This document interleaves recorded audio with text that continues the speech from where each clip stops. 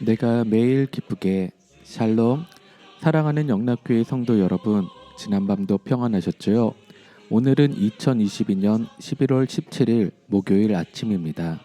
말씀으로 하루를 여는 내가 매일 기쁘게 아침 경건의 시간을 시작하겠습니다. 오늘 하루도 하나님과 동행하는 은혜와 평강의 날 되시길 기원합니다. 오늘 찬양은 찬송가 585장 내 주는 강한 성이요입니다. 함께 찬송하겠습니다.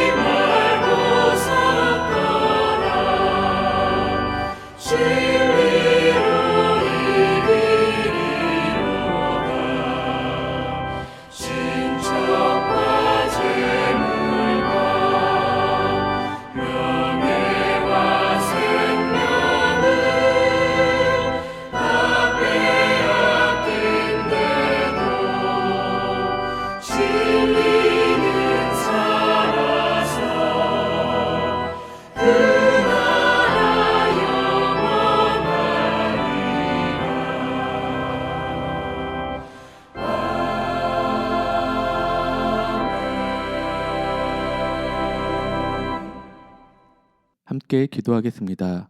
사랑과 은혜가 풍성하신 하나님, 저희 인생의 새 날을 허락해 주셔서 감사합니다. 오늘도 하나님의 말씀 앞에 섭니다. 하나님의 말씀을 묵상할 때에 저희 눈과 마음을 열어 주의 말씀의 놀라운 것들을 깨달아 알게 해주시고 주신 말씀에 순종하는 하루가 되게 해 주옵소서. 오늘도 저희의 영혼과 삶에 은혜와 진리의 빛을 비춰 주시옵소서. 예수님의 이름으로 기도드립니다. 아멘. 이제 말씀 묵상 본문을 봉독하겠습니다. 오늘 본문은 구약성경 다니엘 8장 1절에서 14절까지 말씀입니다. 함께 봉독하겠습니다. 1절입니다. 나 다니엘에게 처음에 나타난 환상 후 벨사살 왕 제3년에 다시 한 환상이 나타나니라. 내가 환상을 보았는데 내가 그것을 볼 때에 내 몸은 엘람 지방 수산성에 있었고 내가 환상을 보기는 을레강변에서이니라. 내가 눈을 들어 본즉 강가에 두 뿔 가진 순양이 섰는데 그 두 뿔이 다 길었으며 그중 한 뿔은 다른 뿔보다 길었고 그 긴 것은 나중에 난 것이더라.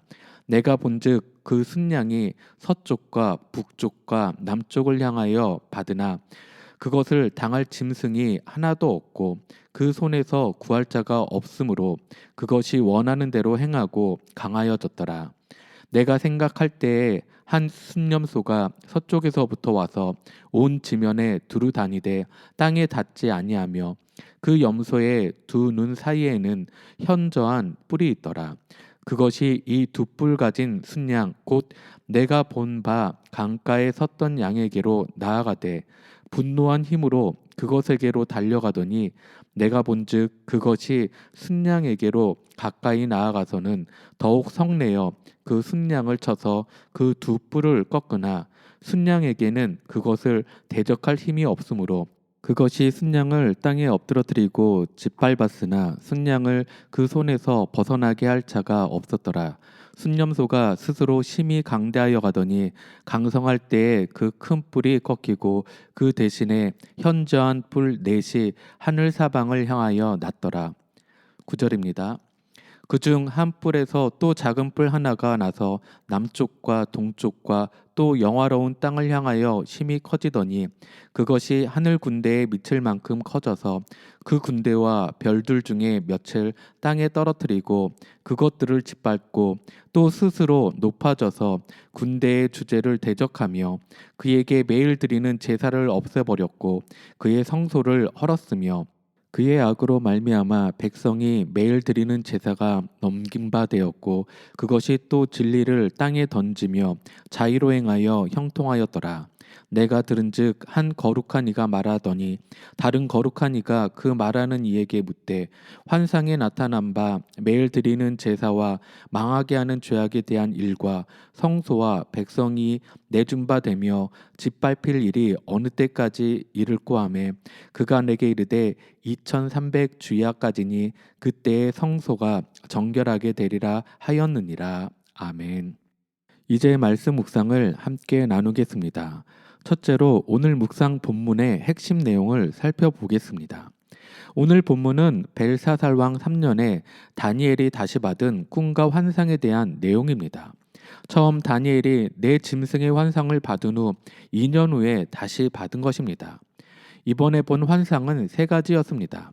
첫째는 숫양에 대한 환상이고 둘째는 숫염소에 대한 환상이며 마지막 세 번째는 작은 뿔에 대한 환상이었습니다.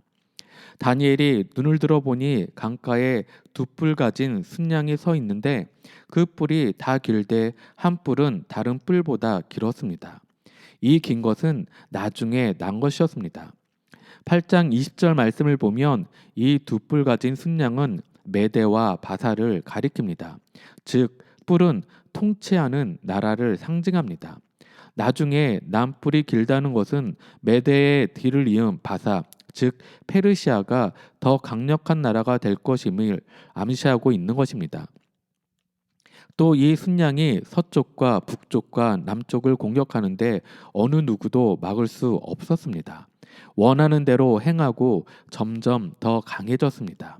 그런데 다니엘이 순양으로 인해 생각에 잠겨 있을 때 뿔이 하나 달린 순념소가 서쪽에서부터 와서 온 지면에 두루 다니는 모습을 보게 되었습니다. 그리고 그 순념소는 순양에게 달려가 분노를 쏟아내며 순양을 쳐서 두 뿔을 꺾었지만 순양에게는 그 순념소를 대적할 힘이 없었습니다. 여기에서 순념소는 헬라 곧 그리스 제국을 상징합니다. 그리고 두 눈 사이에 도단한 뿔은 첫째 왕 곧 알렉산더 대왕을 의미합니다. 두루 다니되 땅에 닿지 아니하다는 것은 알렉산더 대왕의 정복이 신속하게 이루어질 것을 의미합니다. 그 순념소는 스스로 강해지더니 갑자기 큰 뿔이 꺾이고 4개의 큰 뿔이 나타납니다. 알렉산더 대왕은 20세의 나이에 왕위에 오릅니다. 그러나 33세의 젊은 나이에 심한 고열로 사망했습니다. 그리고 헬라 제국은 4명의 장군에 의해서 4개의 나라로 분열되었습니다. 그 중에 한 나라가 이스라엘을 심하게 괴롭혔습니다. 오늘 본문에 보니 그 중에 한 뿔에서 또 작은 뿔이 나서 남쪽과 동쪽 그리고 영화로운 땅으로 크게 커졌습니다. 이것은 하늘 군대에 미칠 만큼 커져서 그 군대와 별들 중 몇을 땅에 떨어뜨리더니 스스로 높아져서 이제는 하나님을 대적하고 심지어 하나님께 매일 드리는 제사를 제하여 버리고 성전을 파괴합니다. 헬라 제국에서 분열된 네 나라 중 셀레우코스 장군이 통치했던 곳이 이스라엘이었습니다.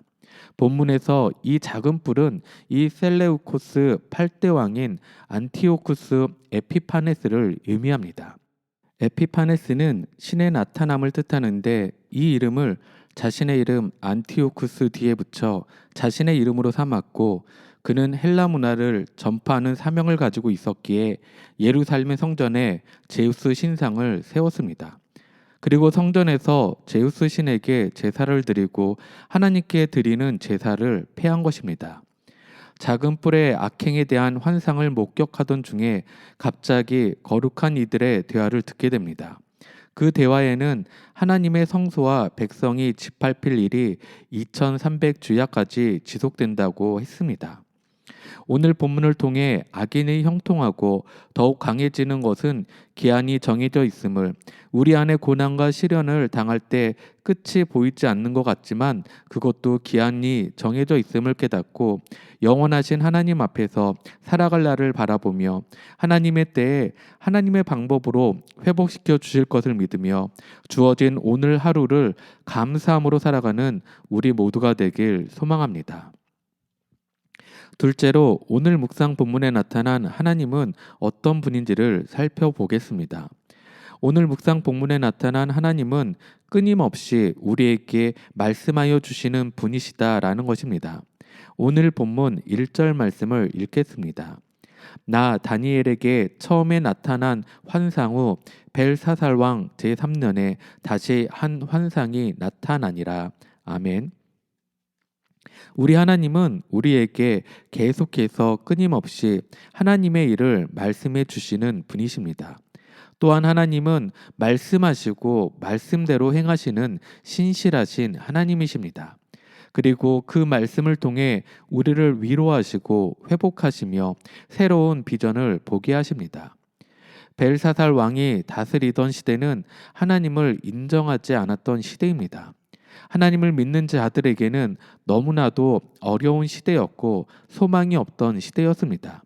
그러나 하나님은 그러한 시대에도 하나님의 백성들에게 계속해서 말씀하여 주시고 새로운 일을 보게 하십니다. 하나님께서는 다니엘에게 환상을 보여주시면서 세상의 나라는 영원하지 않기에 언젠가는 소멸할 것이며 세상에 아무리 강한 나라가 있다 할지라도 하나님은 그 위에서 그 나라도 다스리고 계신다는 것을 깨닫게 하신 것입니다. 나라뿐만 아니라 사람도 동일합니다. 알렉산더 대왕처럼 아무리 높은 자리에 있고 아무리 그의 권력이 강력할지라도 사람은 결코 영원하지 않다는 것을 깨닫게 하신 것입니다. 당장 눈에 보이는 것이 전부라고 생각하고 거기에만 매달리지 말고 영원하신 하나님, 역사의 주관자이신 하나님을 믿으며 끊임없이 말씀하시는 그 말씀 가운데 거하는 삶을 살라는 것입니다. 왜냐하면 그 말씀 가운데 우리에게 경고하시며 회개하고 돌이킬 수 있도록 하시고 위로를 얻게 하시고 새 힘을 얻게 하시기 때문입니다. 오늘도 우리에게 말씀하시는 하나님 앞에 겸손함으로 나아가는 여러분 모두가 되길 소망합니다. 우리에게 주시는 이 성경 말씀을 통해 오늘 하루도 주님을 만나며 주님의 뜻을 이루어드리는 여러분 모두가 되시길 주님의 이름으로 축원합니다. 마지막으로 오늘 말씀 묵상이 나에게 주는 교훈과 메시지를 살펴보겠습니다. 오늘 나에게 주는 교훈과 메시지는 하나님 앞에 불순종한 자들은 반드시 망한다는 사실을 알기에 참된 성도는 늘 겸손함으로 순종의 제사를 드려야 한다는 것입니다. 오늘 본문 11절과 12절 말씀을 읽겠습니다. 또 스스로 높아져서 군대의 주제를 대적하며 그에게 매일 드리는 제사를 없애버렸고 그의 성소를 헐었으며 그의 악으로 말미암아 백성이 매일 드리는 제사가 넘긴 바 되었고 그것이 또 진리를 땅에 던지며 자의로 행하여 형통하였더라. 아멘. 이스라엘 백성들이 고난 가운데 있었던 이유는 다름 아닌 하나님 앞에 불순종의 죄를 지었기 때문입니다. 그들이 하나님을 떠나 이방신을 섬겼기 때문입니다. 하나님께서는 수많은 선지자들을 보내 그들의 죄를 말하였지만 이스라엘 백성들은 그 말을 듣지 않았습니다. 그래서 하나님께서는 그들을 징계하기 위해서 이방 민족들을 사용하셨습니다. 이방 민족들을 통해 이스라엘 민족을 침략케 하시고 괴롭게 만드셨습니다. 잠시 동안 하나님의 백성들을 깨닫게 하시기 위해서 하나님의 징계의 도구로 이 이방 나라들을 사용하신 것입니다. 오늘 본문에 나오는 작은 뿔 안티오쿠스 에피파네스도 그가 왕이 되자마자 이스라엘을 헬라화하는 정책을 강제로 시행했습니다. 여호와 하나님을 섬기는 신앙을 버리고 헬라의 우상들을 섬기게 하였습니다. 예루살렘 성전 안에 제우스 신상을 세우고 그것을 경배하게 했으며 이스라엘 백성들이 부정하게 여기는 짐승인 돼지를 잡아서 제사를 지내게 했습니다. 성경을 읽는 것, 소유하는 것을 금지하고 모든 절기와 예배를 금지시켰습니다. 이 사람의 특징이 무엇입니까? 스스로 높이는 자였습니다. 뿐만 아니라 하나님을 대적하는 자였습니다. 그리고 그의 체후는 왕이 된 지 11년 만에 갑자기 심한 미친 병 증세를 보이다가 발작하여 즉사했다고 합니다. 하나님은 이런 자를 통해서도 일하고 계신 것입니다. 하나님의 백성들이 온전히 하나님 앞으로 나아올 수 있도록 말입니다. 깨닫고 회개하여 다시 하나님 앞으로 돌아올 수 있도록 말입니다. 또한 이런 자의 삶도 다 하나님의 통치 가운데 있음을 기억해야 할 것입니다. 불순종한 자의 최후는 비참함입니다. 지금 우리의 모습은 어떻습니까? 혹 우리 가운데에도 이런 자들을 통해 고난 가운데 있으십니까? 우리를 회복해 하시기 원하시는 그 주님을 바라보시길 바랍니다. 불순종의 삶을 살지 말고 겸손함으로 주님 앞에 나아가시길 바랍니다. 주님은 살아계시며 다 아시고 여전히 통치하시는 분이십니다. 한 걸음이라도 그분에게 가까이 나아가는 것이 평안이며 축복입니다. 누구보다 여러분을 사랑하시는 그 주님의 사랑 가운데 거하시며 순종의 제사를 드리는 여러분 모두가 되시길 주님의 이름으로 축원합니다. 함께 기도하겠습니다. 우리의 연약함을 아시며 그럼에도 우리를 사랑하시며 우리에게 말씀하시는 하나님, 우리가 더욱 주님의 말씀에 귀 기울여야 하며 그 말씀 가운데 순종해야 하는 이유를 알게 해주시니 감사드립니다. 주님, 우리는 우리의 삶을 짓누르는 환경과 사람들 때문에 주님을 보지 못하고 그 말씀을 듣지 못했던 것을 용서하여 주시옵소서. 오늘도 역사의 주관자 되신 주님, 영원하신 주님을 더욱 신뢰하며 함께 동행하는 하루 되게 하여 주시옵소서. 이제는 우리 주 예수 그리스도의 크신 은혜와 하나님의 놀라우신 사랑하심과 성령님의 감화 감동 교통하심이 우리의 삶을 짓누르는 환경과 사람들로부터 시선을 옮겨 주님을 바라보며 오늘도 말씀하시는 그 주님의 말씀에 귀 기울이며 그 말씀 가운데 순종의 제사를 드리며 살기로 결단한 사랑하는 모든 성도들 머리 위에 그들의 가정과 생업 위에 지금부터 영원토록 함께 하시길 간절히 축원하옵나이다. 아멘.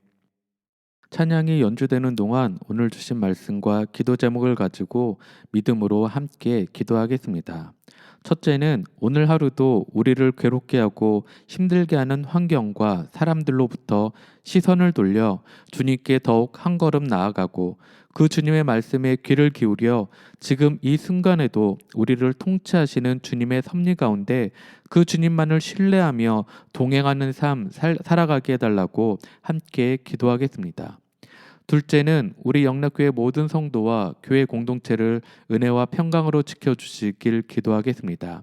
우리 어르신들뿐만 아니라 몸이 아프신 모든 분들, 가족의 이런저런 문제로 마음이 아프신 분들에게 주님 찾아가 주셔서 위로하시고 치료하여 주시길 기도하겠습니다. 또 복음이 전해져야 할 선교주와 그 가운데 애쓰시는 선교사님들을 위해 중보하며 기도하겠습니다. 마지막으로 여러분 각자가 가지고 계신 기도 제목을 주님 앞에 올려드리고 뿐만 아니라 가족과 부모, 형제들의 삶 가운데에도 주님의 은혜가 충만하길 5분 이상 함께 중보하며 기도하겠습니다.